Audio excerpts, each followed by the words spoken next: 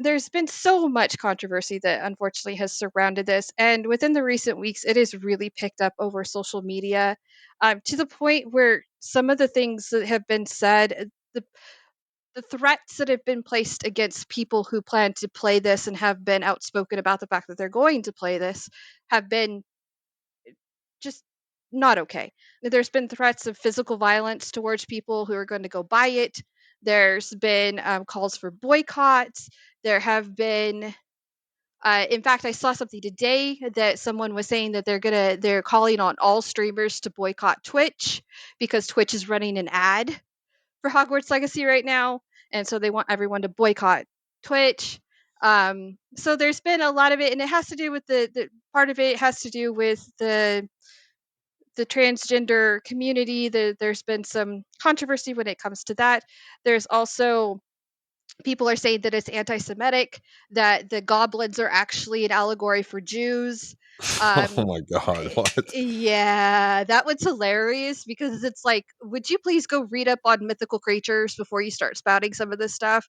That by that they're in banks and things like that because it's an allegory for Jews and that they're greedy and that kind of stuff. And that's like, all right, I guess you've never played a fantasy or read a fantasy or anything within that kind of, Dungeons and Dragons or WoW or anything. So, I'd say to draw that connection, that's it's more. I feel like it's more yeah, racist to draw that connection than it anything is. else. It is, You're the and one there's that's been a making the lot. connection. Yeah, there's been actually a lot of because I've shut my mouth on social media. I've been just listening. And I've seen both sides of this come and clash heads constantly. And it has been not pretty at all. I mean, if you take the controversy that surrounded Forspoken and you add it to Atomic Heart and what is it, The Day Before, if you take all the controversy that's surrounding those three games, you will not equal what's been going on with Hogwarts Legacy at all. And so I've been like, okay, let's listen to both sides of the story. And there have been a numerous amount of both transgender and Jewish gamers who have come out and said that I'm buying this game. I love Harry Potter World. It helped me get through some really dark times in my life, and I'm going to buy this game and I'm going to play it. I'm going to enjoy it. And you don't speak for me. And so that's part of the huge controversies that you have people who are trying to speak for everyone and trying to force everyone into what they feel. And then you have those people who are saying, but that's not me. I'm transgender, not myself, but I have seen this. I'm transgender and I'm going to buy the game. And I love, that there's this. And then apparently there was some footage that came out because there's leaks that are happening because early access started today. So there's some leaks that are happening. Be fair warned, if you plan on playing this, you might want to, silence all of those.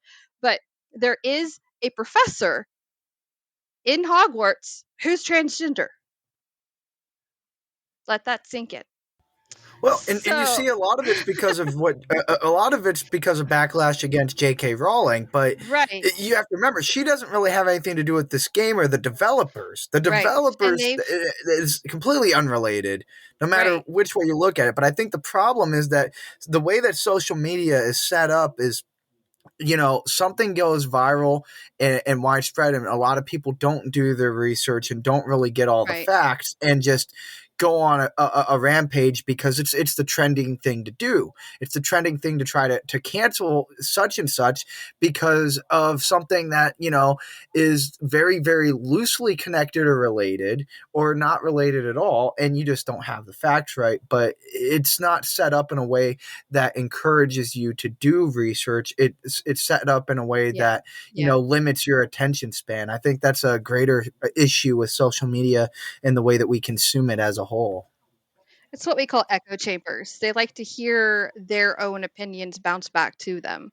They don't want to hear somebody else. And that has been brought up numerous times that she's involved in this project and she's getting money from that. Well, you know what? She's getting money from um, the sale of the books. She's getting money from Universal Studios. I mean, and she donates like a lot of that money to a lot of different charities. So she's not even keeping most of it. And so there's that kind of thing. There's also the fact that the developers have repeatedly come out and said that there's no connection, that she has no connection to this. Um that she was not intimately involved in the development or the story or anything like that when it comes to Hogwarts Legacy, that she merely was the person who created the universe in which it is set. In fact, there are no characters in this that were created by her specifically. So there is that. There's also the fact that a lot of people have said, well, I'm not going to buy it because the developers have already been paid. And again, you really all need to educate yourself. That is not how this works. So you don't, if you're developing this, you do not automatically just get paid full for the product. You get portions of the sales as well.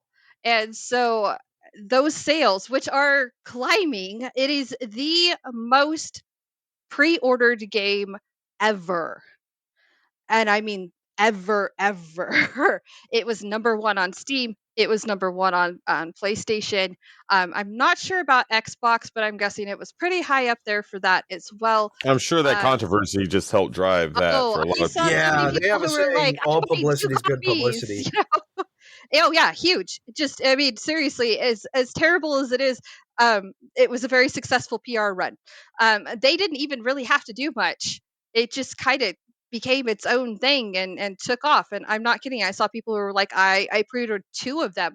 I pre-ordered the deluxe, the like $100 version, two of those because of all of this. And so, I mean, I understand that people don't want to support something that goes against what they feel is right. I understand that. But we also have to look at it this way. There was a lot of outrage when it came to this game. Where was that outrage when we had the whole thing with Activision Blizzard or we had the thing with Ubisoft? We did not have people saying, I'm boycotting these, I'm not buying their games. That I refuse to do that. In fact, I still see women who are like, I totally support women in gaming, but I'm going to go play Call of Duty.